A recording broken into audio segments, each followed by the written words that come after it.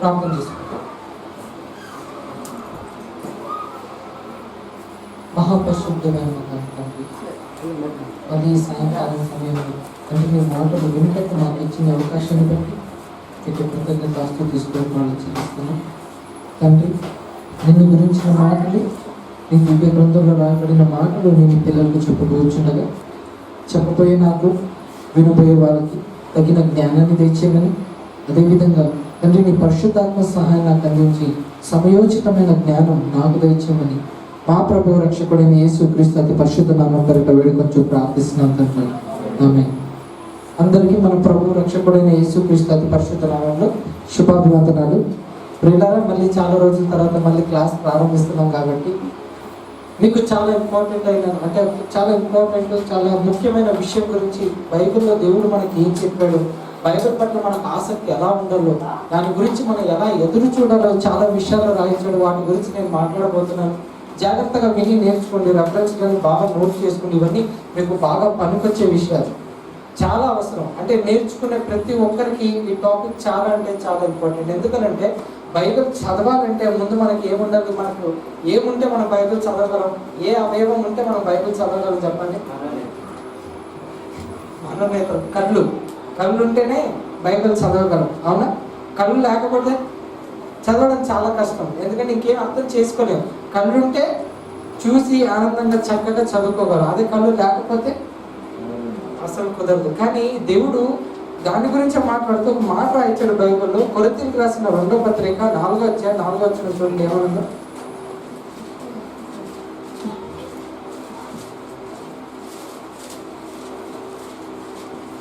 కొరింథీయులకు రాసిన 2వ పత్రిక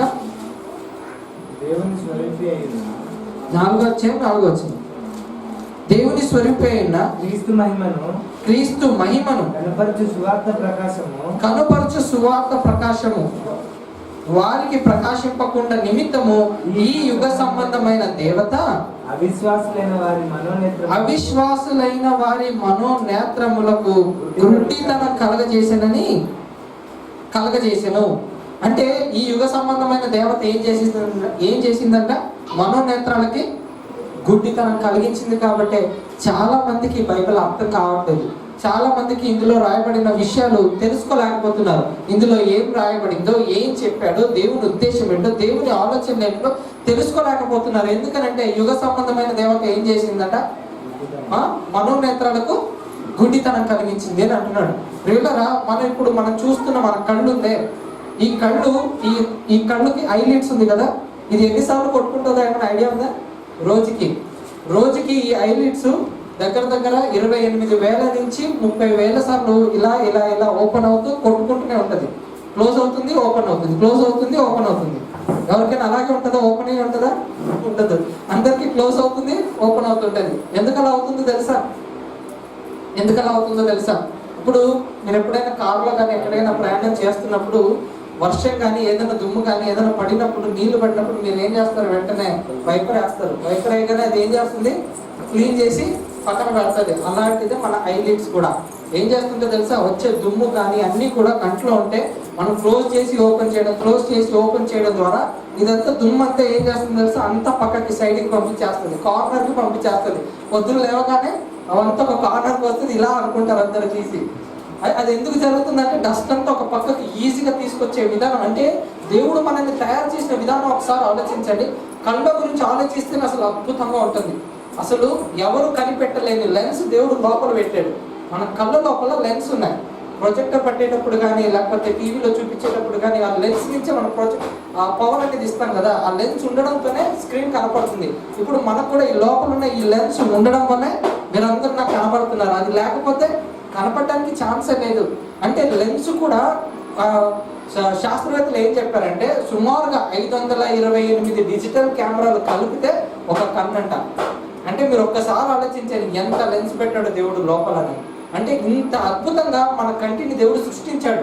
ఎందుకు తెలుసా? ప్రపంచం అంతా నా పిల్లలు చూడాలి, నేను చేసిన అందాలన్నిటిని కూడా నా పిల్లలు చూడాలనే ఉద్దేశంతో చక్కటి ఒక నిర్మాణాన్ని తయారు చేసారు. అందులో కళ్ళు అయితే అద్భుతం. వివరించాలంటే ఎంత చెప్పినా తక్కువే. ఈ కళ్ళకు చాలా మందికి ఎక్కువగా టీవీ దగ్గర నుంచి చూడటం వలన, మొబైల్స్ ఎక్కువగా వాడటం వలన తొందరగా రేడియేషన్స్ ఎక్కువైపోయి వాళ్ళకు లోపలున్న ఆ రెటినా ఉంటుంది కదా, ఆ రెటినా ఏమైపోతుందో తొందరగా డిమ్ అయిపోతుంది. డిమ్ అయిపోగానే మళ్ళీ ఏమొచ్చిందంటే అద్దాలు పెట్టుకుంటారు. ఎందుకనంటే సైట్ వచ్చిందని అంటారు. పవర్ ఇంత ఉండాలి కానీ అంత లేదు కాబట్టి పవర్ ఇవ్వడానికి ఏం చేస్తారంటే కళ్ళద్దాలు ఇస్తారు. కళ్ళద్దాలు ఇచ్చి ఇది వాడితే మళ్ళీ క్లియర్గా ఏం కనపడుతుంది, మళ్ళీ నీట్గా వ్యక్తి కనపడిపోతాడు. లేకపోతే దూరంగా ఉన్న కొన్ని ఆబ్జెక్ట్స్ వాళ్ళు చూడలేరు. ఎందుకనంటే ఎక్కువగా ఇలాంటి ప్రాబ్లమ్స్ ఉండడం వల్ల అసలు మనలో కంటిలో లెన్స్ పెట్టడం వల్లనే ఆ లెన్స్ ద్వారా మనకు వస్తున్న ఆ వెలుగు నుంచి మనం చూడగలుగుతున్నాం. ఆ బ్రైట్నెస్ ద్వారా ఏదైతే ప్రపంచంలో దేవుడు వెలుగును కలిగించాడో ఆ వెలుగు మన కంటికి ఆ లెన్స్ నుంచి రిఫ్లెక్ట్ అయ్యి వస్తుంది కాబట్టి మనం అందరం చూసుకోగలుగుతున్నాం. సడన్ గా కరెంట్ పోయిందని అనుకోండి, చూడగలుగుతామా? ఎవరైనా చూడలేము. ఎందుకు చూడలేమని అంటే లైట్ వెళ్ళిపోయింది కాబట్టి. లైట్ వెళ్ళిపోగానే రిఫ్లెక్ట్ అవ్వదు, వెంటనే చీకటి పడిపోతుంది. అదే ఒకసారి రిఫ్లెక్ట్ అయితే లైట్ ఉన్నంతసేపు అందరినీ చూసుకోగలరు, లైట్ లేనప్పుడు ఎవరిని చూడలేరు. అర్థమవుతుందా? అంటే రిఫ్లెక్ట్ అయ్యే విధానం ఎక్కడ పెట్టాడు?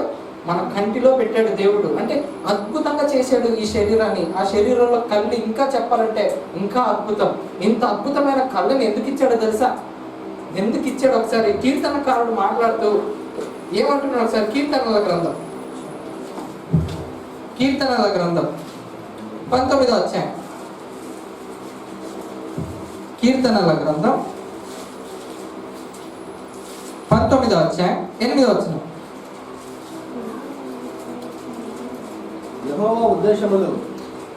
యెహోవా ఉపదేశములు నిర్దోషమైనవి, అవి హృదయమును సంతోషపరచును. యెహోవా ఏర్పరిచిన ధర్మము నిర్మూలమైనది, అది కనులకు ఏమిస్తుందంట? కనులకు ఏమిస్తుంది? వెలుగునిస్తుంది. కనులకు ఏమిచ్చేదంట? వాక్యం వెలుగునిచ్చేది. వెలుగు ఉంటేనే మనం ఏదైనా చూడగలుగుతాం. వెలుగు లేకపోతే ఏది చూడలేము. ఇప్పుడు వెలుగు ఉంది కాబట్టి నా కంటికి రిఫ్లెక్ట్ అవుతుంది కాబట్టి మీరందరూ నేను మిమ్మల్ని చూడగలుగుతున్నారు, మీరు నన్ను చూడగలుగుతున్నారు. కరెంటు పోయింది, మొత్తం చీకటి, అసలు బయట కూడా లైట్ లేవు, స్ట్రీట్ లైట్స్ లేవు, ఏవి లేకపోతే ఇంకేమీ కనపడదు. వెలుగు ఉంటేనే కళ్ళు కనిపిస్తుంది, వెలుగు లేకపోతే కళ్ళు కనిపించవు. ఇప్పుడు బైబిల్ కూడా అర్థం అవ్వాలంటే కీర్తనకారుడు మాట్లాడితే ఏమంటున్నాడంట? వాక్యం ఏమిస్తుందని చెప్తున్నాడు. వాక్యం వెలుగునిస్తుంది. అంటే కళ్ళకి ఏమిచ్చేది? వాక్యం వెలుగునిచ్చేది. అంటే వాక్యమే వెలుగునిచ్చేది. ఈ వాక్యం లేకపోతే యుగ సంబంధమైన దేవత ఏం చేసిందంట? గుడ్డితనం కలగజేసిందంటే ఏం చేసింది అంటే చీకటి వచ్చేసింది. కళ్ళకు వెలుగు రానివ్వకుండా యుగ సంబంధమైన దేవత ఏం చేసింది? కళ్ళకు చీకటి కమ్మేసింది. కాబట్టే బైబిల్ చదివినా అర్థం కాదు. ఒక్కొక్కరు అయితే చదువుతా అంటే విచిత్రంగా అనిపిస్తుంది. మా ఇంట్లో వాళ్ళు ఉన్నారండి, పొద్దున చదివేటప్పుడు ఎలా చదువుతారో తెలుసా? పోతారు అలా స్టైల్గా క్యాలెండర్ దగ్గర నిలబడతారు, ఒక వర్ష చదువుతారు, మంచి వాక్యం వచ్చింది అనుకుంటారు, వెళ్ళిపోతారు. అంటే ఇప్పుడు దీనివల్ల ఏమైనా అర్థమైందని అంటే ఏమీ అర్థం కాలేదు. ఒక వచనం చదువుకున్నారు, మనసుకి ఏదో తృప్తి, వాళ్ళ కారణం చదివేసాం ఈరోజు. అలా చదివితే మన బైబిల్ వస్తుందా? వెలిగించబడాలి. కనులు వెలిగించబడాలంటే దీవారాత్రములు ధ్యానించాలి, దీవారాత్రములు కష్టపడాలి. అలా కష్టపడితేనే మనకు బైబిల్ వస్తుంది. లేకపోతే వాక్యం మనకు రావడానికి అంత సులువు కాదు. చాలా కష్టపడాలి, చాలా దీవారాత్రములు ధ్యానిస్తూ చదవాలి. భక్తులు ఎలా చదివారో, ఎలా చేశారో ఒకసారి అదే కీర్తనల గ్రంథం 119 వచ్చాం.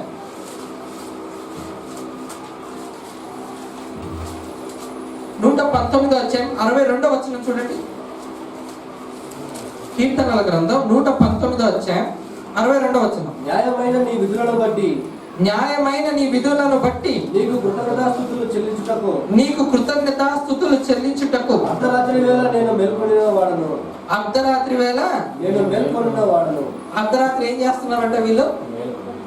న్యాయమైన నీ విధులను బట్టి నీకు కృతజ్ఞతాస్తుతులు చెల్లించుటకు అర్ధరాత్రి వేళ నేను మేల్కొని వాడను. అంటే అర్ధరాత్రి పూట వీళ్ళు ఏం చేస్తారంట? మేలుకుంటున్నారంట. ఇంకా అదే 119వ కీర్తన 148వ వచనం చూడండి ఏమనుందో. 119వ కీర్తన 148వ వచనం. చూడండి ఏమని చెప్తున్నాడు కీర్తనకారుడు. నీవిచ్చిన వాక్యమును నేను ధ్యానించుటకై నా కనులు రాత్రి జాముల కాక మునపే తెరుచుకొందును. ఈయన కళ్ళు ఎప్పుడు తెరుస్తున్నాయట? రాత్రి జాములు కాక మునపే. అంటే నీవిచ్చిన వాక్యాన్ని ధ్యానించడానికి నా కళ్ళును తెరుచుకుంటున్నాయి అని చెప్తున్నాడు. అంటే ఈ కళ్ళును, భక్తుల కళ్ళును చూసుకుంటే కనుక వాళ్ళు ఎప్పుడు కూడా వాక్యం మీద దృష్టి పెట్టారు, ఎప్పుడు కూడా వాక్యం గురించి ఆలోచించారు. వాక్యంలో ఏం రాయబడిందో, అందులో రాయబడిన సంగతులను తెలుసుకోవడానికి ఎప్పటికప్పుడు ఆశపడే వాళ్ళంట. రాత్రి అయిపోగానే దేవుని వాక్యం చదవాలి, బైబిల్ చదవాలి అని చెప్పి ఆశపడే వాళ్ళు. మన సంగతి ఏంటి? రాత్రి అయిపోతుంటే సీరియల్ వచ్చేస్తుంది 9 గంటలకు, అంతేనా? ఆ తర్వాత లేకపోతే జబర్దస్త్, పటాసో ఏదో ఈ ప్రోగ్రాంలు చూసి అయిపోయింది, పోయి పడుకున్నాం. కానీ భక్తులు ఆ రోజుల్లో అసలు రాత్రి జాముల వేళ నీ వాక్యాన్ని నేను ధ్యానించడానికి నా కన్నులు తెరుచుకునేది అని అన్నారు. మన కన్నులు దేని మీద తెరుచుకుంటున్నాయి? టీవీ ప్రోగ్రామ్స్ మీద, సీరియల్స్ మీద, పెళ్లిళ్ళు, పండగలు, వీటి మీదే కదా. అంటే లోక సంబంధమైన వాటి మీద మనం ఉంటే భక్తులందరూ దేని మీద వాళ్ళు ధ్యాస ఉంచారు? దేని మీద వాళ్ళు మనసు ఉంచారు? వాక్యం మీద. రాత్రి జాముల కాక మునపే నా కళ్ళు తెరుచుకునేవి అని అంటే అసలు ఎన్నో ఆశ్చర్యకరమైన సంగతులు ఇందులో రాయబడినాయి, అది తెలుసుకోవాలని చెప్పి చాలా మంది ఆశపడ్డారు. చూడండి ఆ మాటను కూడా, అదే కీర్తనల గ్రంథం 119వ అధ్యాయం 18వ వచనం. 119వ అధ్యాయం 18వ వచనం. నేను నీ ధర్మశాస్త్రమునందు ఆశ్చర్యమైన సంగతులను చూచినట్లు నా కన్నులు తెరువుము. ఆశ్చర్యకరమైన సంగతులు ఇందులో రాయబడింది. ఆ సంగతులన్నీ నేను తెలుసుకునేటట్టు నా కన్నులు తెరువుము అని భక్తుడు ప్రార్థన చేస్తున్నాడండి. భక్తుడు దేవుణ్ణి ప్రార్థన చేస్తూ, తండ్రి ఆశ్చర్యకరమైన సంగతులన్నీ కూడా నీ దివ్య గ్రంథంలో రాయబడింది కదా, అలాంటి విషయాలన్నీ కూడా నాకు తెలియపరచవా అని చెప్పి ఒక భక్తుడు ప్రార్థన చేస్తున్నాడు. ఒకప్పుడు బైబిల్ అర్థం కానప్పుడు నేను కూడా ఈ మాటలని చదివినప్పుడే నాకు ఎంతో వెలుగునిచ్చింది. లేదు, ఏదైనా చేయాలి, తెలుసుకోవాలి, ఇంకా లోతుగా ఎంత ఉందో, బైబిల్ లోతుల్లోకి దిగాలి. అందరూ పైపైన చదువుకుంటారు, మనం లోతుగా దిగాలని అనుకొని చాలాసార్లు చాలా రాత్రులు చదివాను, కానీ ఎప్పుడూ అర్థం కాలే. ఎన్నోసార్లు చదివాను, బైబిల్ అర్థమయ్యేది కాదు. కానీ దేవుని కృపను బట్టి ఇప్పుడైతే దేవుడు జీవజల నదులు ప్రవహించినట్టు చేస్తున్నాడు. కానీ ప్రియులారా, ఇప్పుడు మనం అందరం బైబిల్ క్లాస్కి వచ్చాం, వాక్యం నేర్చుకోవాలని వచ్చాం. మనకు ఉండాల్సిన ఆసక్తి ఏంటో తెలుసా? ముందు ఎప్పుడెప్పుడు రాత్రి జామున వేళ అంటే వీళ్ళు భక్తులందరూ కూడా బైబిల్ అంటే పిచ్చిగా ఇష్టపడ్డారు. బైబిల్ అంటే ఎంతగానో దేవుని వాక్యం అంటే ఒక అమృతంలాగా తీసుకునేవాళ్ళు, ఒక ఆహారం కిందకి తీసేసుకునేవాళ్ళు. అంత ఇష్టపడేవాళ్ళు, దేవుడు అంటే అంతగా హత్తుకున్నారు, దేవుడిని ఎంతగానో గౌరవించారు. ఆశ్చర్యకరమైన సంగతులు నేను చూడాలి అని అనుకున్నారండి. బైబిల్లో రాయబడిన సంగతులు అర్థం చేసుకోవడానికి ఆశ్చర్యకరమైన సంగతులు నాకు తెలియపరచవా దేవా అని చెప్పి ప్రార్థన చేస్తున్నారు. మన ప్రార్థన సంగతి ఏంటి? అలాంటి ప్రార్థన మన జీవితాలు ఉన్నాయా? తండ్రి బైబిల్ అర్థం అవ్వట్లేదు, బైబిల్లో అర్థం చేయించడానికి నాకు కొంచెం బుద్ధిని, జ్ఞానాన్ని, తెలివిని ఇవ్వమని. అలాంటి ప్రార్థనలు చాలా తక్కువ. కానీ భక్తుల ప్రార్థన చూసారా ఎంత ఇదిగా, ఎంత లోతుగా వెళ్ళిపోయింటే అలాంటి మాటలు అడుగుతారు. తండ్రి నాకు నీ దివ్య గ్రంథంలో రాయబడిన మాటలు నేను అర్థం చేసుకోవాలి తండ్రి, నేను అర్థం చేసుకోలేకపోతున్నాను. ఇందులో రాయబడిన ఆశ్చర్యకరమైన సంగతులు నిజంగా పిల్లరా, ఇందులో రాయబడిన సంగతులు అర్థమవుతుంటే ఒక్కొక్కటి ఆశ్చర్యానికి గురి చేస్తుంది. ఏంటి ఇన్ని రాయబడిందా బైబిల్లో? ఇన్ని సంగతులు ఉన్నాయా బైబిల్లో? అసలు బైబిల్లో రాయబడినది ఏముంది చెప్పండి? ఇందులో లేనిది ఏదీ లేదు. ప్రపంచంలో జరుగుతున్న అన్ని విషయాలు కూడా బైబిల్లో పొందుపరచబడ్డాయి. కానీ వాటిని అర్థం చేసుకోవడంలో మనిషి ఫెయిల్ అయిపోతున్నాడు. కానీ ఒక్కసారి అర్థం చేసుకుంటే ఆశ్చర్యకరమైన విషయాలు ఇందులో ఉన్నాయని తెలుస్తాయి. ఇందులో దేవుడు ఎన్నో విషయాలు రాయించాడు. ఒక్కొక్క మాటను పట్టుకొని ఆలోచిస్తే చాలు, ఎంతో దూరం, ఎంతో లోతు ఉంటుంది. ఒక్కొక్క మాటలో అంత లోతుగా రాయించాడు పిల్లల దేవుడు. అందుకే ఆశ్చర్యకరమైన సంగతులు తెలియజేయడానికి నాకు తెలియపరచవా అని చెప్పి కీర్తనకారుడు దేవుణ్ణి అడుగుతున్నాడు. బైబిల్ నేర్చుకునే ప్రతి ఒక్కరికి ఆసక్తి ఉండాలి. తండ్రి ఆశ్చర్యకరమైన సంగతులు నేను తెలుసుకోవాలి తండ్రి, బైబిల్లో రాయబడిన అనేకమైన విషయాలు నేను తెలుసుకోవాలి తండ్రి, తెలుసుకోవడానికి నాకు సహాయం చేయవు తండ్రి అనే ప్రార్థన మన జీవితంలో ఉండాలి. అటువంటి ప్రార్థనలు మనం చేసినప్పుడే దేవుడు కూడా ఖచ్చితంగా కృప చూపిస్తాడు.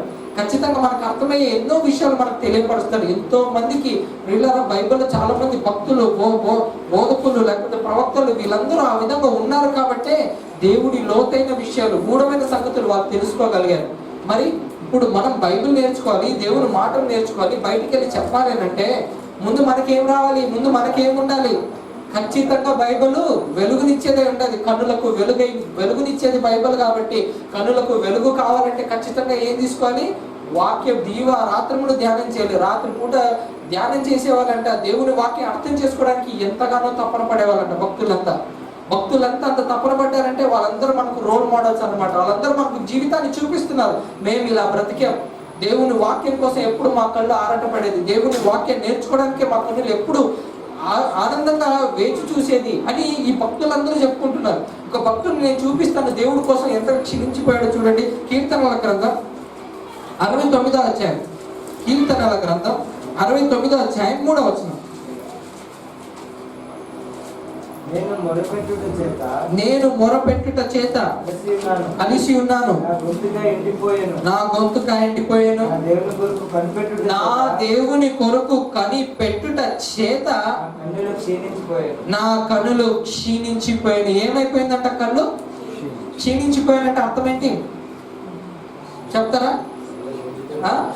క్షీణించిపోయానంటే అర్థం ఏంటి? ఒక మాటలో చెప్పాలంటే ఎప్పుడైనా నిద్రపోనప్పుడు కళ్ళు అలాగే తెరుచుకుని ఉన్నప్పుడు లాగేస్తుంటది. నిద్రపోవాలని ఎర్రగా అయిపోయి ఉంటది, కళ్ళు లాగేస్తుంటది. ఇంకా కళ్ళు మూసుకోవాలని అనిపిస్తుంది. అంటే ఒకలాగా క్షీణించిపోయాను అంటున్నానంటే ఎంతగా దేవుడి కొరకు ఆలోచించండి, ఎంతగా దేవుని ఎదురు చూడాలి, దేవుడి కోసం తపన పడ్డాడంటే క్షీణించిపోయేంత విధంగా. ఇప్పుడు మనకు బైబిల్ చదవటంటే తీస్తారు, ఫ్రెష్గా స్టార్ట్ చేస్తారు. ఆది కాండం నుంచి ఈరోజు చదివేయాలి. ముందు 2 చాప్టర్స్ బాగా స్పీడ్గా వెళ్తుంది. తర్వాత ఏమైపోతుంది? బండి స్లో అయిపోయింది. మళ్ళీ బండి స్లో అయిపోతుంది. ఇంకా తర్వాత నుంచి చూద్దాంలే, చదువుదాంలే, చేద్దాంలే అయిపోయింది. అసలు భక్తులు అలా లేరు. క్షీణించిపోయిందని అంటే అంతగా చదివేసేవాళ్ళు, అంతగా వాళ్ళు ఇష్టపడేవాళ్ళు దేవుణ్ణి. ఎప్పుడు బైబిల్ ముందు పెట్టుకొని చదువుకునే వాళ్ళు. ఎందుకంటే కళ్ళు చాలా ఇంపార్టెంట్. కళ్ళు లేకపోతే బైబిల్ చదవడం చాలా కష్టం. మనందరికీ కళ్ళు ఇచ్చారు. కళ్ళు ఇచ్చి ఏం ప్రయోజనం? యుగ సంబంధమైన దేవత ఏం చేసిందంట? గుడ్డితనం కలిగేసింది. చాలా మందికి ఆ వెలుగు కనబడనివ్వకుండా ఏం చేసింది? రెటీనాకు చీకటిని కమ్మేసింది. కాబట్టి ఇందులో రాయబడిన సంగతులు అర్థం కావట్లేదు. వెలుగు వచ్చినప్పుడే ఇందులో రాయబడిన సంగతులన్నిటిని కూడా మనం చూడగలుగుతాం. అందుకే బైబిలే వెలుగు అని అన్నాడు దేవుడు. కన్నులకు వెలుగునిచ్చేది వాక్యమే, కన్నులకు వెలుగునిచ్చేది. ఎంతో మందికి ఈ వెలుగు లేదు. చాలా మంది కళ్ళు ఉన్నాయి, కానీ నిజంగా ఆత్మీయంగా చూసుకుంటే వాళ్ళందరూ గుడ్డోళ్ళే. కనిపించట్లేదు. ఎలా వెళ్తున్నారు, ఏ మార్గంలో వెళ్తున్నారో వాళ్ళకు తెలియట్లేదు. ఎందుకు? గుడ్డితనం కలగజేసింది యుగ సంబంధమైన దేవత. వాళ్ళ కళ్ళకు, వాళ్ళ మనోనేత్రాలకు ఏం కలగజేసింది? గుడ్డితనం కలగజేసింది. మనకైతే కన్నులకు వెలుగునిచ్చింది వాక్యమే వెలుగునిచ్చింది. కాబట్టి అన్ని చూడగలుగుతున్నాం ఈరోజు, గ్రహించగలుగుతున్నాం. ఈరోజు ఆశ్చర్యకరమైన సంగతుల గురించి ఆలోచించగలుగుతున్నాం. కానీ పక్క వాళ్ళ గురించి మనం ఆలోచిస్తే ఆ వెలుగుని తీసుకొని వాళ్ళు, ఆ వెలుగుని వెలిగించుకొని వాళ్ళ పరిస్థితి ఏంటి? వాళ్ళ పరిస్థితి అసలు చాలా మందికి బైబిల్ అంటే చదవాలన్న విషయం కూడా వాళ్ళకు గుర్తుండదు. బైబిల్ చదివినా చదవకపోయినా పర్వాలేదు, పరలోకం వెళ్ళిపోతాననే ఆలోచన. చాలా అమాయకంలో ఉన్నారు. చాలా మంది చాలా అమాయకంలో ఉండిపోయారు వాళ్ళందరూ. కానీ బైబిల్ని ఎంత విలువిచ్చారో భక్తులందరూ చూసుకుంటే వాళ్ళు అద్దుకున్నారు. అసలు కళ్ళతోనే అసలు దేవుడి కోసం క్షీణించిపోయేంత విధంగా దేవుడి కోసం ఎదురు చూశారంటే, దేవుడి వాక్యం కోసం వాళ్ళు ఆరాట పడ్డారంటే వాళ్ళందరూ మనకి మాదిరిగా ఉన్నారు. కాబట్టి వాళ్ళని చూసినప్పుడు మనం ఏం నేర్చుకోవాలి తెలుసా? వీటన్నిటిని బట్టి వాళ్ళు అలా చదివారు అంటే నిజంగా ధర్మశాస్త్రం ఎంతగా ప్రేమించుంటారు, ధర్మశాస్త్రం ఎంత ఇష్టపడితే క్షీణించిపోయే అంత విధంగా దేవుడి కొరకు కనిపెట్టారు. ఇప్పుడు ప్రియులారా, మీకు ఒక మాట చెప్తాను నేను. మీకు ఏదైనా రేపు ఎగ్జామ్ ఉందని అనుకోండి. రేపు ఎగ్జామ్ ఉంటే అప్పుడు ఇంకా హోల్ నైట్ అంతా స్టడీ చేస్తారు, అవునా? రేపు ఎగ్జామ్ ఉందనగా ఈరోజు కూర్చొని నైట్ అంతా చదువుకుంటారు. ఎందుకు చదువుతారు నైట్ అంతా అంటే? బలవంతంగా చదువుతారు, ఇష్టపడి కాదు, అవునా కాదా? బలవంతంగా చదువుతారు. ఎందుకు బలవంతంగా చదవాలంటే పాస్ అయిపోవాలి. మరి పాస్ అవ్వాలి కాబట్టి ఖచ్చితంగా చదవాలి. పాస్ కాకపోతే ఏమవుతుంది? ఫెయిల్ అయిపోతే ఇంకో సంవత్సరం మళ్ళీ కూర్చొని రాయాల్సి వస్తుంది, లేకపోతే భవిష్యత్తు పోతుంది. ఇటువంటి ఆలోచనలో మనం ఉన్నామే. ఇప్పుడు మరి వాక్యం విషయంలో వాక్యం చదవకపోతే, వాక్యంలో ఫెయిల్ అయిపోతే పరలోకమే పోతుంది. అసలు అన్నిటికంటే ఇంపార్టెంట్, అన్నిటికంటే విలువైనది. అసలు ఇది చదవకపోతే ఏమైపోతాం? ఖచ్చితంగా ఫెయిల్ అయిపోతాం. ఎందుకంటే మార్గానికి తీసుకెళ్లేది ఏది? వాక్యమే. వెలుగునిచ్చేది ఏది? వాక్యమే. ఈ వాక్యము మనకు అందినప్పుడే, కన్నులకు వెలుగునిచ్చినప్పుడే కదా మార్గం ఏంటో కనపడుతుంది. మార్గం ఏంటి, దారి ఏంటని కనబడుతుంది. ఎన్ని రోజులని ఒక బోధకుడి మీద లేకపోతే ఒక వ్యక్తి మీద నిలబడతారు? మీకు కూడా మీరంటే ఒక ఫౌండేషన్ వేసుకోవాలి. ఖచ్చితంగా మీరు కూడా వాక్యంలో నిలబడాలంటే మీకేం రావాలి? ముందు వాక్యం రావాలి. మీకు వాక్యం రాకపోతే ఎన్ని రోజులని పలానా వ్యక్తి ఉన్నాడు, ఆయన వచ్చి చెప్తాడు, లేకపోతే పలానా ఆయన ఉన్నాడు, ఆయన వచ్చి మనకు వాక్యం చెప్తాడు. ఇలా కాదు. ఆయన ఒక్కడైనా ఆశ్చర్యకరమైన సంగతులు చెప్పేది మనం ఎవరు చెప్పలేమా? ఆలోచించండి ప్రియులారా. ఆశ్చర్యకరమైన సంగతులు ఎప్పుడు వ్యక్తి మీద ఉండదు. వాక్యం ఎప్పుడు ఒక వ్యక్తిదే కాదు, అందరిది. అందరూ ఎవరు ఎంతగా ప్రేమిస్తే వాళ్ళకంతగా వాళ్ళు పొందుకుంటారు. అందుకే ఎప్పుడు కూడా నేను ఒక మాట చెప్తాను, అది బైబిల్ సముద్రం లాంటిది. మీరు బకెట్ పట్టుకుని వెళ్ళాలంతే. మీరు ఎంత తోడుకుంటారో అది మీ కెపాసిటీ.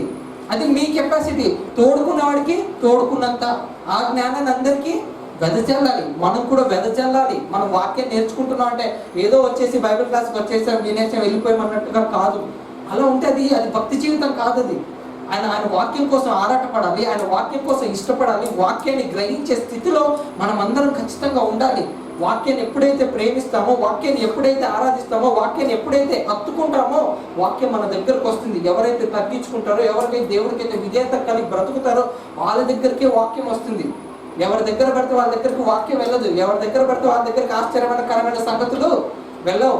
ఎవరైతే తగ్గించుకుంటారో, ఎవరైతే దేవుడిని ప్రేమిస్తారో వాళ్ళ దగ్గరికే ఖచ్చితంగా వాక్యం వస్తుంది. భక్తులందరూ కూడా వాళ్ళు వాక్యాన్ని ప్రేమించారు కాబట్టి వాక్యంలో రాయబడిన అనేకమైన విషయాలు వాళ్ళు గుర్తించగలిగారు, వాళ్ళు గ్రహించగలిగారు. మనము గ్రహించాలన్నా, మనము గుర్తించాలన్నా ఖచ్చితంగా మనందరికీ ఏముండాలో తెలుసా?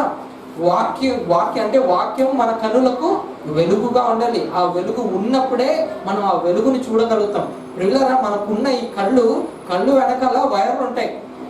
వైర్లు అంటే నర్వ్స్ ని వైర్ అని అంటున్నాను, మీకు అర్థమవుతుందని. లోపల ఈ నర్వ్స్ అంతా కూడా బ్రెయిన్ కి కనెక్ట్ అయి ఉంటది.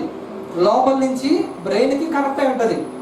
ఇది మనం చూసి ప్రతి వెలుగుకి సిగ్నల్ ఇచ్చేస్తుంటది అనమాట బ్రెయిన్ కి. ఇది కెమెరా, ఇది మైక్, ఇది టేబుల్, ఇది ల్యాప్టాప్ అని చెప్పి కళ్ళకు ఆ వైర్లో ఉంటుంది, నర్వ్స్ ఉంటుంది కదా, అది సిగ్నల్ ఇచ్చేస్తుంటది బ్రెయిన్ కి. ఇది పలాంది, ఇది పలాంది, ఇది పలాంది అని. అందుకే చూడగానే అది బ్యాగు, అది వాచ్, అది టైము అని ఎలా చెప్పగలుగుతున్నావు? నువ్వు చూస్తున్నావు, కళ్ళతో చూస్తున్నావు. చూడగానే బ్రెయిన్కి ఎలా మెసేజ్ వెళ్ళిపోతుందంటే వెనకాల ఉన్న నర్వ్స్ నుంచి అది సిగ్నల్ పంపిస్తుంది అనమాట. సిగ్నల్ పంపించగానే బ్రెయిన్ అన్నిటిని కూడా చూడగలుగుతుంది, అన్నిటిని కూడా యాక్సెప్ట్ చేయగలుగు. అంటే ఇది ఫలాంది అని మనకు చెప్పడానికి బ్రెయిన్ వెనకాల ఉంది, చూడడానికి కళ్ళు ఉంది. అంటే వెనకాల చూసుకుంటే లోపల ఎంత చేశాడు దేవుడు. మన ఆకారాల గురించి మనం చూసుకుంటే అసలు ఎంతో చేశాడు. అసలు మనం ఊహించుకుంటే అసలు అద్భుతంగా చేశాడు ఈ శరీరాన్ని. మన కళ్ళు ఏంటి, కళ్ళు లోపల అన్ని నర్వ్స్ ఏంటి, ఆ నర్వ్స్ లోపల నుంచి బ్రెయిన్ వెళ్ళడం ఏంటి, బ్రెయిన్కి అది సిగ్నల్ ఇస్తే బ్రెయిన్ సిగ్నల్ మనకు ఇది ఫలాంది, ఇది ఫలాంది అని గుర్తు చేయడం ఏంటి అంటే ఇదంతా చూస్తుంటే ఒక ప్రాసెస్ కిందకి చేసాడు దేవుడు. మన శరీరం గురించి ఆలోచిస్తేనే ఎన్నో అద్భుతమైన విషయాలు ఉన్నాయి పిల్లలు. ఎన్నో అద్భుతమైన విషయాలు దేవుడు మన కొరకు రాయించాడు. అయితే దేవుడు కూడా జ్ఞాని అని ఎవరినన్నాడో తెలుసా? జ్ఞాని అని ఎవరినన్నాడో తెలుసా? ఒకసారి ప్రసంగి గ్రంథం 2వ అధ్యాయం, ప్రసంగి గ్రంథం 2వ అధ్యాయం 4వ వచనం.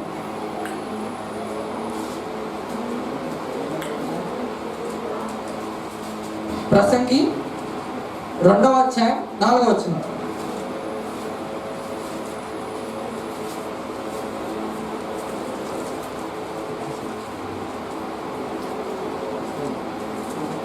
ప్రసంగి గ్రంథం 2వ అధ్యాయం 4వ వచనం. 2వ అధ్యాయం 4వ వచనం. 557 పేజ్ నంబర్. దొరికిందా దొరకలేదా? ప్రసంగి గ్రంథం 2వ అధ్యాయం 4వ వచనం, 557 పేజ్ నంబర్. చదువుతారా? ప్రసంగి 2 క్షమించాలి 2:14 క్షమించాలి 2:14. జ్ఞానికి కన్నులు తలలోనున్నవి. క్షమించాలి 2:14. ఓకే. జ్ఞానికి కన్నులు తలలోనున్నవి, బుద్ధిహీనుడు చీకటి యందు నడుచుచున్నాడు. జ్ఞానికి కన్నులు ఎక్కడుందంట? జ్ఞానికి కన్నులు ఎక్కడుందంట? తలలో ఉందంట. ఇప్పుడు బైబిల్ మనకు వెలుగునిచ్చేదైతే,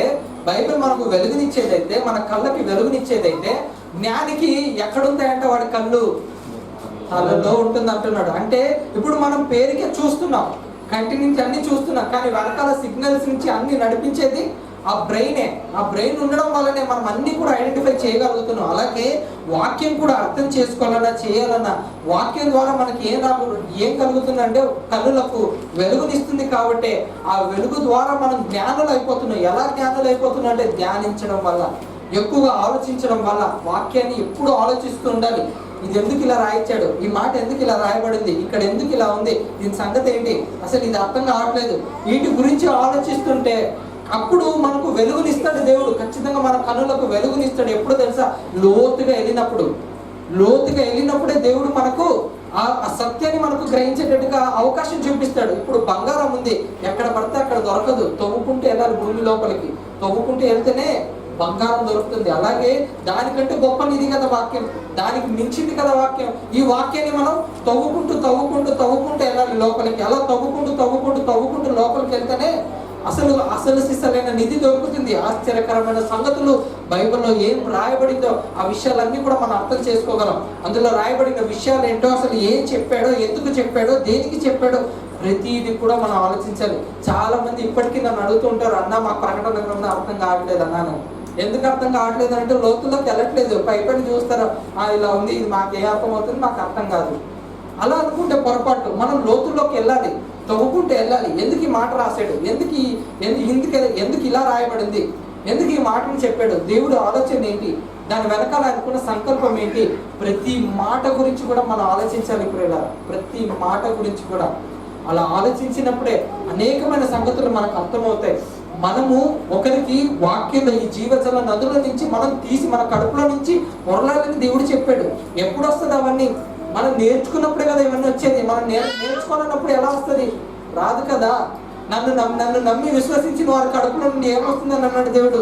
యేసుక్రీస్తు జీవజల నదులు ప్రవహిస్తాయని అన్నాడు. మరి ఏది ప్రవహిస్తున్నాయా? మరి ఇంకా నేర్చుకునే స్టాండర్డ్లోనే ఉంటే ఇంకా చెప్పే స్టాండర్డ్ ఎప్పుడు వస్తుంది?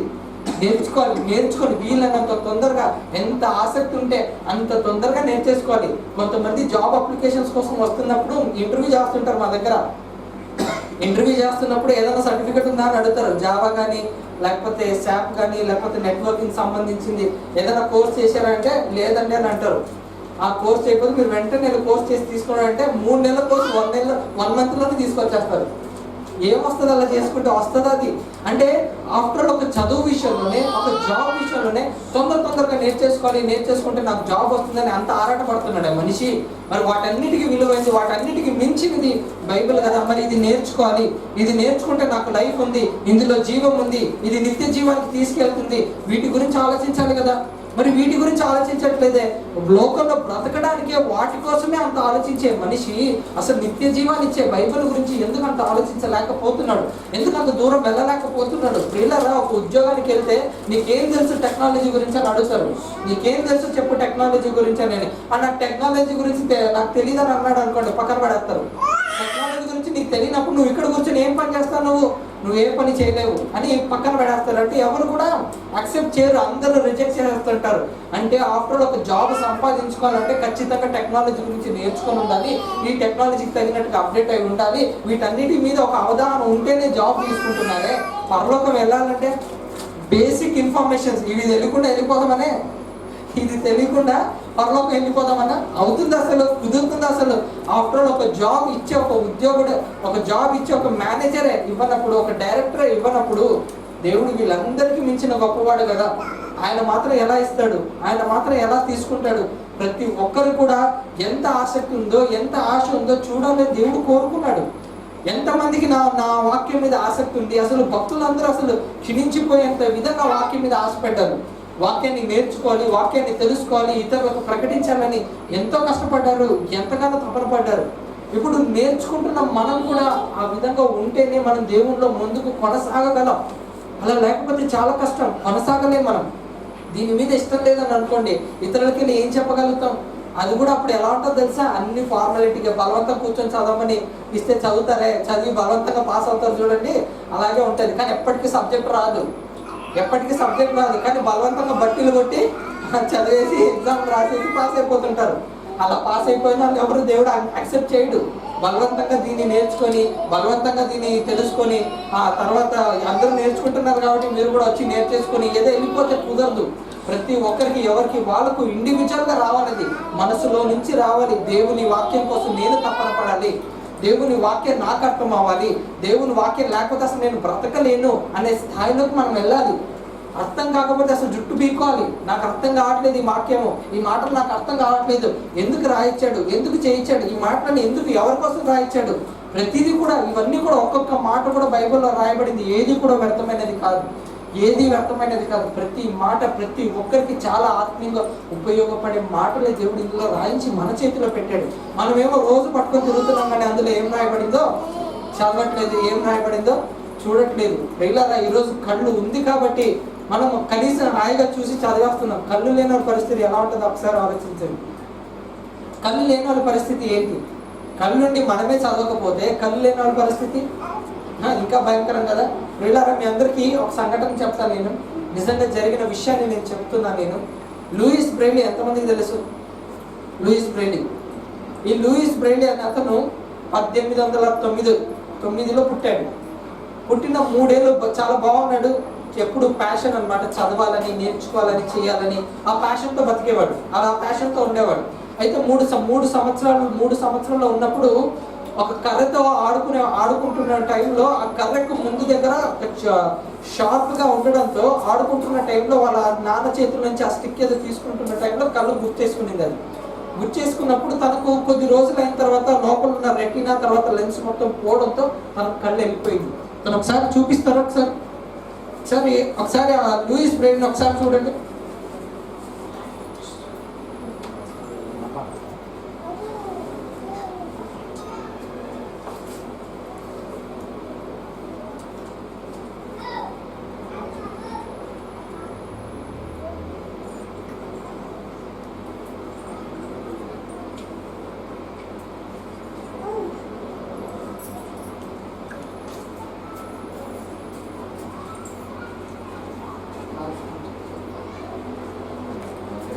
కనబడుతున్నాడా చూడండి? Louis Braille కనబడుతున్నాడా?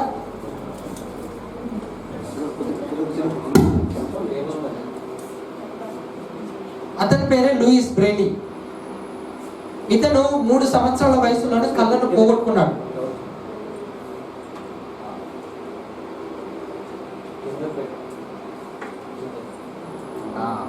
ఇతను 3 సంవత్సరాల వయసులోనే తన కళ్ళను పోగొట్టుకున్నాడు. అనుకోకుండా, తను అనుకోలేదు తన కళ్ళను పోగొట్టుకుంటానని.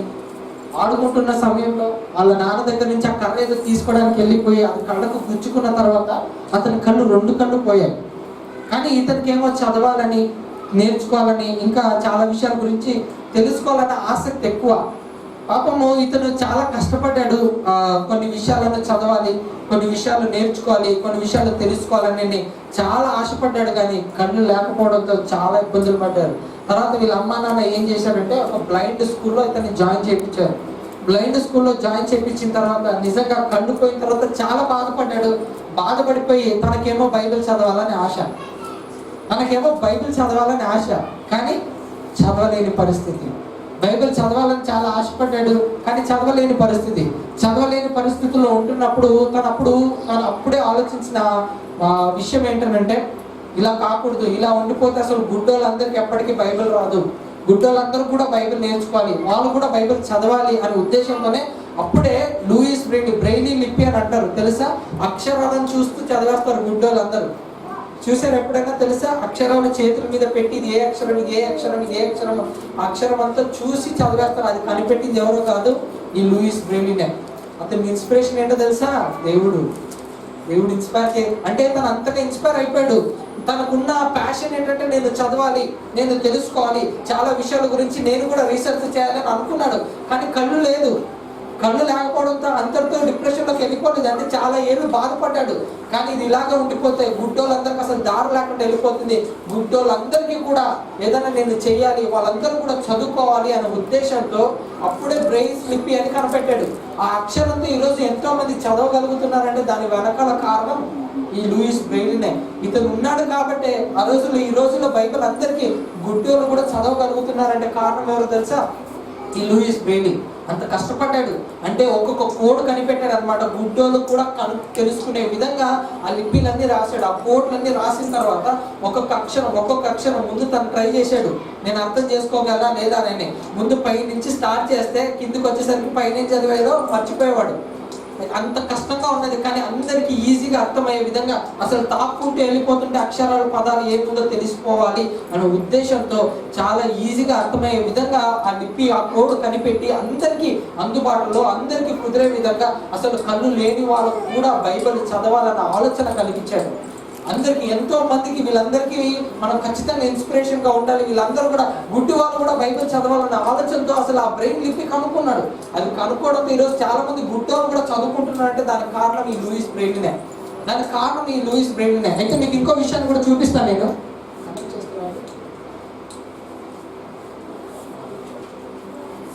ఇంకో వీడియో చూపిస్తాను, ఒకసారి ఆ వీడియో చూడండి ఒకసారి.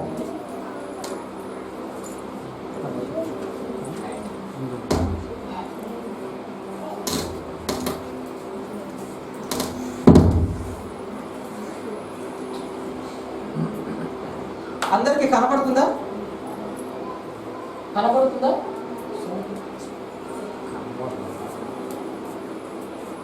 కనెక్ట్ అవ్వలేదు.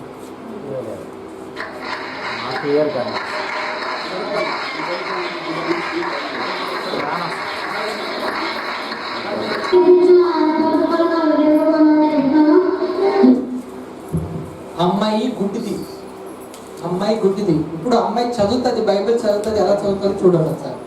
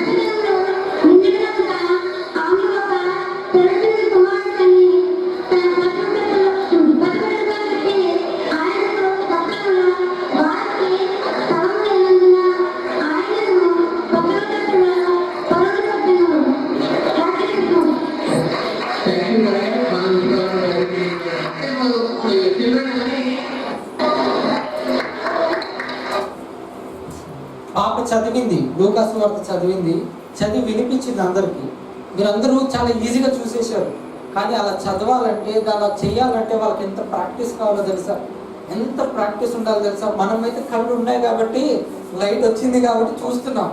వాళ్ళకి ఆ లైట్ లేదు, లెన్స్ లేదు, లోపల రెటీనా వెళ్ళిపోయి ఉంటుంది, పాడైపోయి ఉంటుంది, అలా కనిపించని వాళ్ళు ఇప్పుడు చదవాలి. ఎలా చదువుతున్నారు తెలుసా? ఒక్కొక్క అక్షరం వాళ్ళ ముందుకు ఒక ఐడియా రావాలి. ఒక్కొక్క అక్షరం మీద వాళ్ళకి ఐడియా రావాలి. ఐడియా వచ్చిన తర్వాత అక్షరం మీద వాళ్ళు తాక్కుంటూ వెళ్తుంటే, పెదాలు చేతులు తాక్కుంటూ వెళ్తుంటే ఇది ఈ పదం అని వాళ్ళు గుర్తు తెచ్చుకున్న తర్వాత వాళ్ళు ఎంత ప్రాక్టీస్ చేస్తుంటే అలా మాట్లాడుంటారు వాళ్ళు. అంటే ఎంత కష్టపడి ఉంటారు. అంటే దేవుని వాక్యాన్ని నేను కూడా చదవాలనే ఆలోచన ఎవరికి ఉంది? కళ్ళు లేని వాళ్ళకు కూడా ఉంది. మనకేమొచ్చింది మాయారోగం చదవడానికి? చెప్పండి, మనకేం వచ్చింది రోగం చదవడానికి? రోజు చదువుతున్నారా? క్షీణించిపోతుందా కళ్ళు? అసలు నా దేవుని వాక్యం నేను చదవకపోతే అమ్మో నా కళ్ళు ఊరుకోదు, అసలు నిద్రపోనివ్వదు నన్ను, ఈరోజు నువ్వు చదవలేదని చెప్పి ఇబ్బంది పెట్టేస్తుందా? అలాంటి ఆలోచనలు కూడా మన దగ్గర లేవు కదా. పిల్లలు ఒక్కసారి చూడండి, అసలు బ్రెయిన్ లిపి అనే అతను ఆ లిపి కోడ్ కనిపెట్టడంతో గుడ్డి వాళ్ళు కూడా ఇష్టపడుతున్నారు బైబిల్ని చదవాలని. మనకేమో ఆయన కళ్ళు ఉన్నాయి. దేవుడు ఎంతో అందని ఈ అవయవాన్ని చేసి మనకి కళ్ళనిచ్చాడు. ఎందుకు ఇచ్చాడు? ఆయన వాక్యాన్ని చూడాలనే కదా. ఆశ్చర్యకరమైన సంగతులు ఇందులో చూసుకోవాలని చెప్పి దేవుడు ఎంతో అద్భుతమైన ఈ కళ్ళని తయారు చేసి మనకిస్తే, ఈ కంటితో మనం ఏం చేస్తున్నాం? ఇది తప్ప మిగతా అన్ని చూస్తాం, అవునా కదా? పలానా టైంలో సీరియల్ అంటే మిస్ కాకుండా చూస్తారు, అవునా కదా చెప్పండి. 8 గంటలు పలానా సీరియల్ ఉందని అనుకోండి, మిస్ కాకుండా చూస్తారు. నిన్నేమో అలా అయింది, మరి ఈ రోజు ఏమవుతుందో. అతనేమో అల్లుడేమో కోడల్ని కొట్టాడంట, లేకపోతే అత్తేమో కోడల్ని కొట్టిందని. ఈ రోజు ఏం జరుగుతుందో అంటే ఆ ఇంట్రెస్ట్ అంతా దేని మీద ఉంది?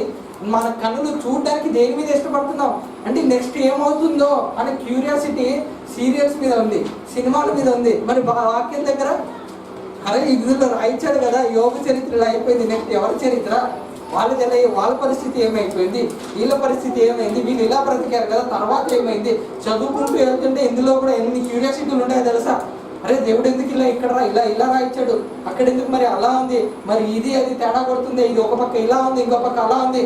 అర్థం కాకపోతే జుట్టు పీకోవాల్సిన పరిస్థితి వచ్చేస్తుంది. అంటే అంత క్యూరియాసిటీ, అంటే దేన్నైనా కూడా ఇంట్రెస్ట్ని బట్టి ఉంటుంది. ఒక సినిమా 3 గంటలు కూర్చొని హాయిగా చూడగలుగుతున్నారు. అదే వాక్యం 3 గంటలు చెప్తామంటే బాబు చాలు బాబు ఆపరంట. ఎందుకనంటే అందులో ఉన్న క్యూరియాసిటీ ఎందులో లేదు, వాక్యం దగ్గర లేదు. అది ప్రతి ఒక్కరికి ఇంట్రెస్ట్ మీదనే వెళ్తుంది. ఎవరికైనా సరే అదంతా దేని మీద వెళ్తుంది తెలుసా, ఇంట్రెస్ట్ మీదనే వెళ్తుంది. ప్రియులారా, మనకి ఇష్టపడినప్పుడే మనం అన్ని నేర్చుకుంటాం. మనం ఇష్టపడినప్పుడు ఏది మన దగ్గరికి రాదు. మన వాక్యాన్ని ఇష్టపడితే వాక్యం మన దగ్గరకు వస్తుంది, మనం ఇష్టపడినప్పుడు ఖచ్చితంగా రాదు. అసలు గుడ్డి వాళ్ళు బైబిల్ చదవాలని ఎంత ఇష్టపడ్డారు, ఎంత ఆశపడ్డారు, ఎంత ఆరాట పడుతున్నారు. మరి అన్నీ ఉన్న మనకేమో యుగ సంబంధమైన దేవత ఏం చేసిందంట, గుడ్డితనం కలగజేసింది. అసలు ఈ కనులు వాక్యం మీద కాకుండా దృష్టి తిప్పేసింది. ఎంతగా తిప్పేసిందంటే ఈ కనుల గురించి మాట్లాడుతూ ఒక మాట రాయించాడు. అది ప్రసంగి గ్రంథం, క్షమించాలి, ఆ సామెతల గ్రంథం 27వ అధ్యాయం 20వ వచనం.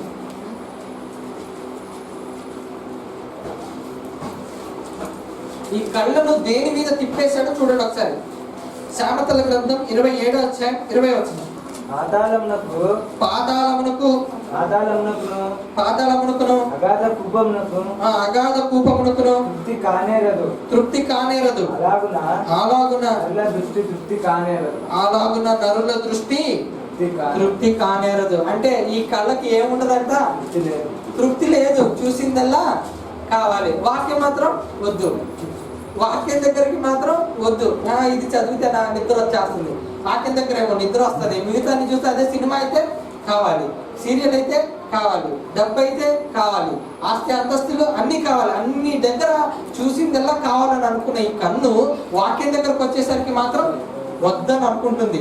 ఇంకా దీని గురించి రాయించి ఏమన్నాడు ఒకసారి ఇర్మియా గ్రంథంలో చూడండి. ఇర్మియా గ్రంథం 22వ అధ్యాయం, ఇర్మియా గ్రంథం 22వ అధ్యాయం 17వ వచనం. ఇర్మియా గ్రంథం 22వ అధ్యాయం 17వ వచనం. అయితే నీ దృష్టియు నీ కోరికయు అన్యాయముగా లాభము సంపాదించుకున్నట్టే. వీళ్ళ దృష్టి, వీళ్ళ కన్నులు ఎక్కడున్నాయంట, అన్యాయంగా అన్యాయంగా లాభం సంపాదించుకోవాలి అనే దాని మీద ఉంది వాళ్ళ కన్ను. వాళ్ళ దృష్టి ఎక్కడుందంట, అన్యాయంగా లాభం సంపాదించుకోవాలి. తర్వాత నిరపరాధుల రక్తము చంపడానికే రెడీగా ఉందంట. వీళ్ళ కళ్ళు, వీళ్ళ కళ్ళ దృష్టి దేని మీద ఉందంట, వీళ్ళ దృష్టి ఎంత అన్యాయంగా సంపాదించుకోవాలి.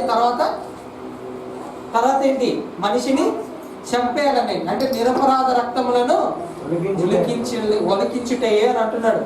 అదేదో సినిమాలో విన్నా నేను, కంటి చూపుతో చంపేస్తాడట.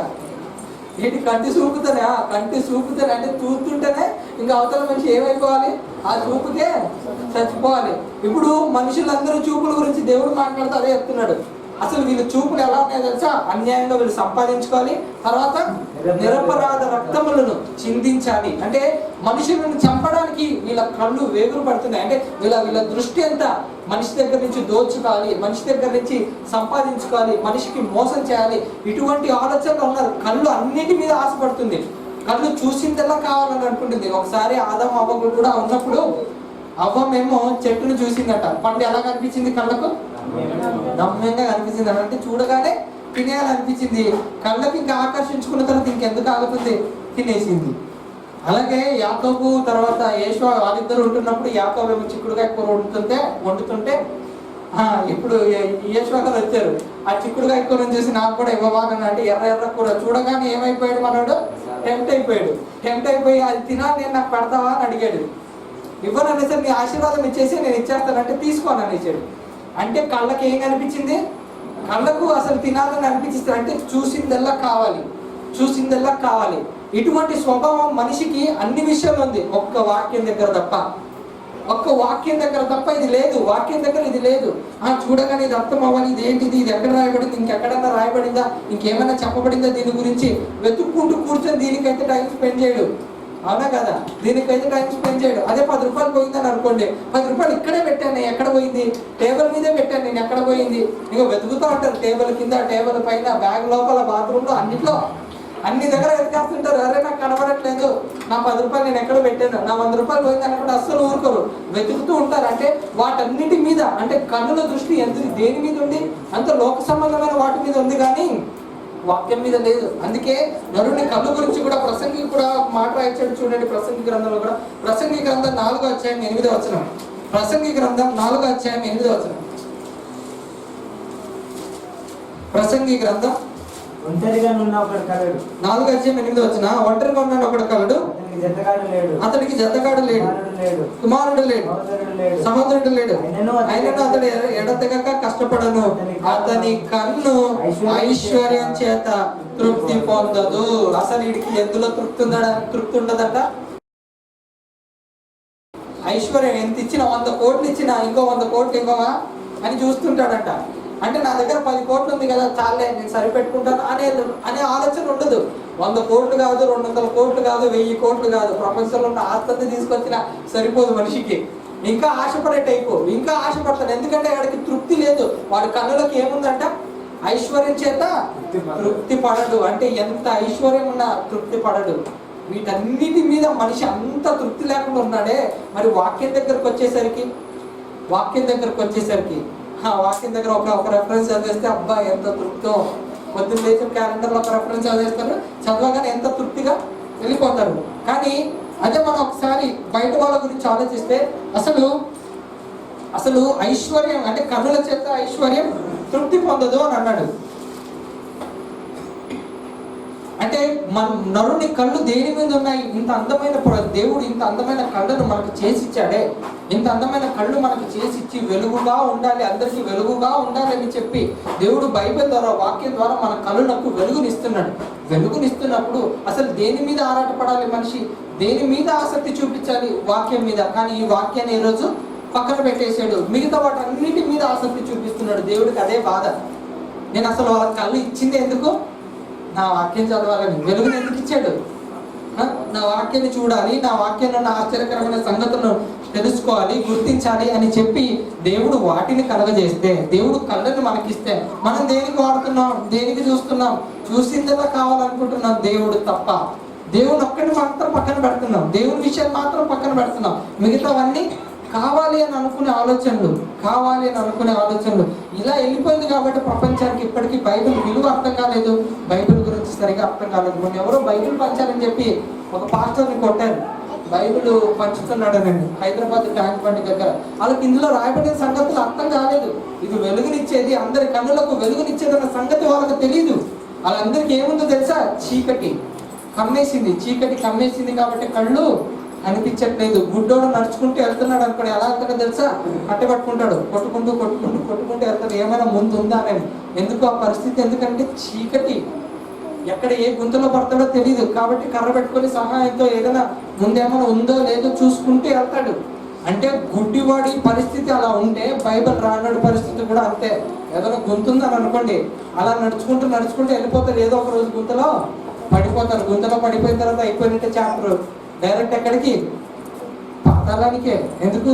అగాధతలో అంటే చీకటి కమ్మేసింది. బుద్ధిహీనుడు అంటే చీకటిలో నడుచుతున్నాడంట. బుద్ధిహీనుడు చీకటిలో నడుచుతున్నాడంటే అడికి వాక్యం అర్థం కాలేదు. యుగ సంబంధమైన దేవత ఏం చేసేసింది? మనోనేత్రాలకు గుడ్డితనం కలగజేసింది.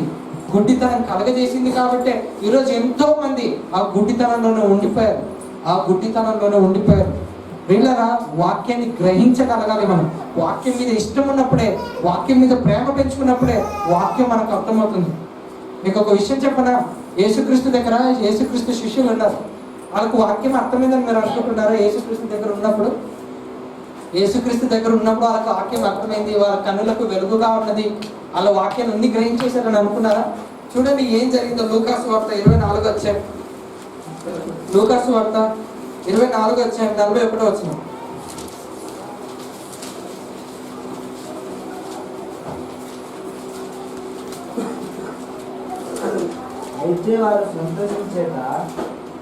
అయితే వారు సంతోషము చేత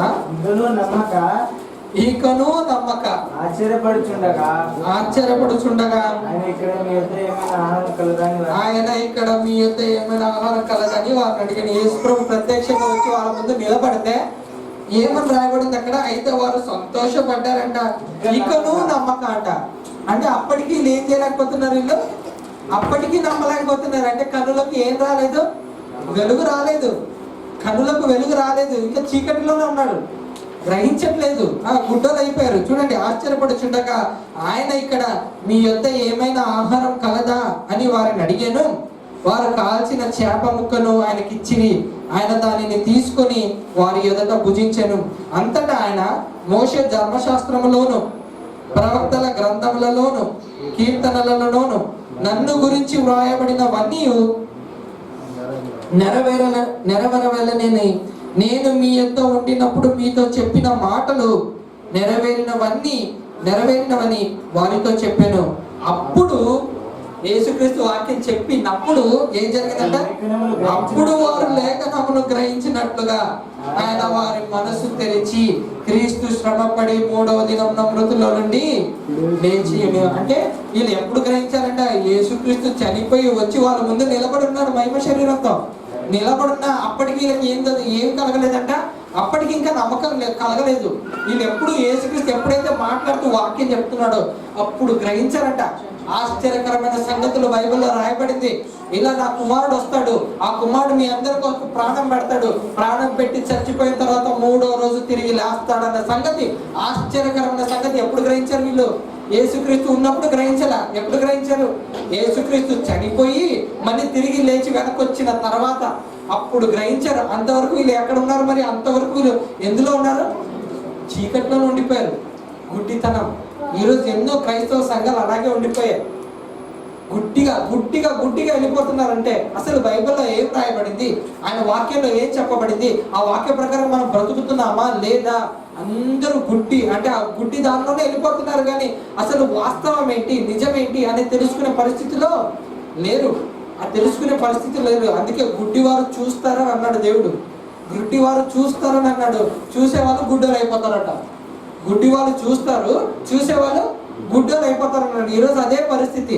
గుడ్డి వాళ్ళేమో చదవడానికి చాలా ఆసక్తి చూపిస్తున్నారు, చదవడానికి చాలా ఇంట్రెస్ట్ చూపిస్తున్నారు. కానీ కళ్ళున్న వాళ్ళు ఆ ఇంట్రెస్ట్ లేదే. మనం వాళ్ళ దగ్గర ఎంతో నేర్చుకోవాలి. వాళ్ళకి ఎంత ఆసక్తి ఉన్నప్పుడు మనకి ఇంకెంత ఆసక్తి ఉండాలి. వాళ్ళకు కళ్ళు లేకపోయినా వాళ్ళు కష్టపడి బైబిల్ చదువుతున్నారు. మన కళ్ళు ఉన్నాయి, అన్నీ ఉన్నాయి, ఆలోచన విధానం ఉంది, అర్థం చేసుకోగలం, చదువుకోగలం, అన్నీ చేయగలం. కానీ అన్నీ చేయగలిగిన మనము ఎంత ఆలోచిస్తున్నాం దేవుని వాక్యం కొరకు, ఎంతగానో మనం తప్పిస్తున్నాం దేవుని వాక్యం కొరకు. భక్తులందరూ తప్పించారు. దేవుని వాక్యం అర్థం కాక అర్థం చేసుకోవాలని ఎంతో తపన పడ్డారు, ఎంతో ఆవేదన చెందారు, ఎంతగానో ఆలోచించారు దేవుని మాటల గురించి, దేవుని మాటల గురించి.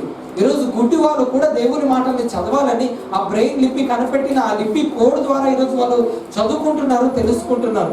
వాళ్ళు కూడా అంత ఇంట్రెస్ట్ చూపించినప్పుడు ఈరోజు ఇప్పుడు మనకి ఇంట్రెస్ట్ చూపించకపోతే రేపు ఏం జరుగుతుందో తెలుసా? తీర్పు రోజు ఆ గుడ్డోళ్ళని నిలబడతారు, మిమ్మల్ని పక్కన నిలబడతారు. అరే నీకంటే గుడ్డోడు నయం. ఎందుకు నయము? కనీసం కళ్ళు లేకపోయినా నా వాక్యం చెప్పడానికి, నా వాక్యం చదవడానికి ఎంత ఆసక్తి చూపించాడు, ఎంత ఆరాటపడ్డాడు. నీకు అన్నీ ఇచ్చాను కాబట్టి నీకు విలువ తెలియలేదు.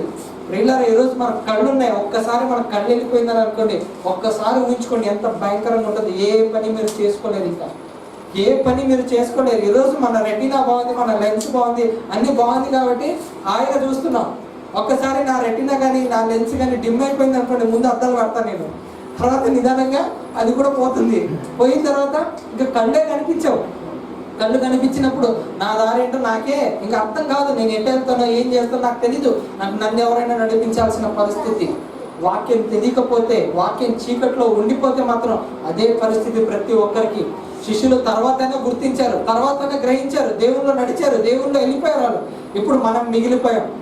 మనం మిగిలిపోయి ఎన్నో ఆశ్చర్యకరమైన సంగతులు, ఎన్నో విషయాలు మనం తెలుసుకున్నాం, ఎన్నో విషయాలు మనం నేర్చుకున్నాం, ఎన్నో విషయాల గురించి మనకు ఒక అవగాహన వచ్చింది. ఇన్ని నేర్చుకుని ఇంత అవగాహన వచ్చినప్పటికీ కూడా ఇప్పటికీ అదే పాత చింతకాయ పచ్చడి అని అంటారు, ఇంకా అదే ఆ పాత చింతకాయ పచ్చడి అనేటట్టుగా, అంటే మన జీవితాలు ఇంకా అలాగే ఉండి బైబిల్లో మనం ఎదగలేకపోతే, బైబిల్లో మనం ముందుకెళ్ళలేకపోతే మనం ఇంత నేర్చుకుని కూడా వ్యర్థమే, ఇంత నేర్చుకుని కూడా వ్యర్థమే. ప్రియులారా, మీ అందరికీ నేను ఒక మాట చెప్తున్నాను, దేవుడు అన్ని ఇచ్చినప్పుడే దాన్ని ఉపయోగించుకోండి. అది పోయినప్పుడే దాని విలువ తెలుస్తుంది. పోగొట్టుకున్న తర్వాత మనం బాధపడకూడదు. ఈ లోకంలో ఉన్నప్పుడే, వెలుగు మనకి ఇస్తున్నప్పుడే, ఈ వాక్యం ద్వారా మనకు కన్నులకు వెలుగు వస్తుందని అనుకున్నప్పుడే ఈ వాక్యం ద్వారా ఆ వెలుగును మనం చూడాలి. ఆ వెలుగు ద్వారా మనం నడుచుకుంటూ ముందుకెళ్ళాలి. మనకు మార్గం చూపించేది ఇదే. ఈ వెలుగు మనకు గనక కనపడలేదని అనుకోండి, మొత్తం చీకటే, మొత్తం చీకటే. ఆ చీకటిలో నడిస్తే ఎక్కడ గుంతలు ఉన్నాయో, ఎక్కడ పడిపోతాడో మనిషికి తెలియదు. వాక్యమే మార్గం చూపించేది, వాక్యమే దారి చూపించేది, వాక్యమే వెలుగు. ఆ వాక్యం వెలుగు చూపించినంత వరకు మన కళ్ళకు ఆ వెలుగు కనిపిస్తుంటది. ఒక్కసారి వెలుగు వెళ్ళిపోయింది అనుకోండి, మొత్తం చీకటి. యుగ సంబంధమైన దేవత ఒక్కసారి వచ్చి నీ రెట్టిన దగ్గర, నీ లెన్స్ దగ్గర చీకటి పడేసాడు అనుకోండి, అంతే అయిపోయింది సంగతి. మీకు ఇంకేమీ కనపడదు, మీకు ఇంకేమీ కనపడదు. మీరు ఎక్కడికి వెళ్తున్నారో మీకు తెలియదు. గుడ్డిగా వెళ్ళేస్తారంటే ఎంతో మంది ఈరోజు ప్రపంచం అంతా అలాగే నడుచుకుంటూ వెళ్తున్నాడు. వాళ్ళందరికీ వెలుగుకరంగా మనం ఉండాలి, వాళ్ళందరినీ ఒక మార్గంలోకి తీసుకురావాలి, వాళ్ళందరికీ కూడా దేవునికి దగ్గర చేసే విధంగా మనం అందరం బ్రతకాలని నా మాటలు ముగిస్తున్నాను. కళ్ళు మూసుకొని ప్రార్థన చేస్తున్నాను. మహాపరిశుద్ధమైన మా కన్న తండ్రి, ఇచ్చిన అవకాశాన్ని బట్టి తండ్రి మీకు కృతజ్ఞతాస్తుతి స్తోత్రాలు చెల్లిస్తున్నాం తండ్రి. విలువైన నీ మాటలు, నీ దివ్య బంధువుల నుంచి మేము ఆలోచించాం తండ్రి. అనేకమైన సంగతులు మాకు తెలియపరిచినందుకు బట్టి మీకు కృతజ్ఞతాస్తుతి స్తోత్రాలు చెల్లిస్తున్నాం తండ్రి. మాకు చేసిన అవయవాలు తండ్రి, మా కంటిని ఎంతో అద్భుతంగా, ఎంతో అందంగా మాకు తయారు చేసి మాకు ఇచ్చి తండ్రి, సమస్తము చూడడానికి మాకు అవకాశం ఇచ్చావు తండ్రి. అందుకు బట్టి మీకు కృతజ్ఞతలు తండ్రి. అయితే మా కనులకు వెలుగుగా నీ వాక్యం ఉండే విధంగా మేము నడుచుకున్నటకు సహాయం తెచ్చి, నీ గ్రంథంలో రాయబడిన ఆశ్చర్యకరమైన సంగతులు మేము ఇంకా చూడనట్లుగా మీరు మాకు తోడుగా ఉండి మాకు సహాయం తెచ్చండి తండ్రి. తండ్రి, ఎప్పుడు వెలుగులోనే నడుస్తూ తండ్రి, నీకు మహిమార్థమే, నీకు మహిమకరంగా, నిన్ను మహిమపరిచే విధంగా మేము ఈ లోకంలో జీవించి తండ్రి, నువ్వు ఉంటున్న ఆ మహాలోకాన్ని స్వతంత్రించుకునే కృపను, భాగ్యను కూడి వచ్చిన మీ పిల్లలందరికీ మీరు దయచేయాలని మా ప్రభు రక్షకుడైన యేసు క్రీస్తు అతి పరిశుద్ధ నామమున వేడుకొనుచు ప్రార్థిస్తున్నాను తండ్రి. ఆమేన్. అందరికీ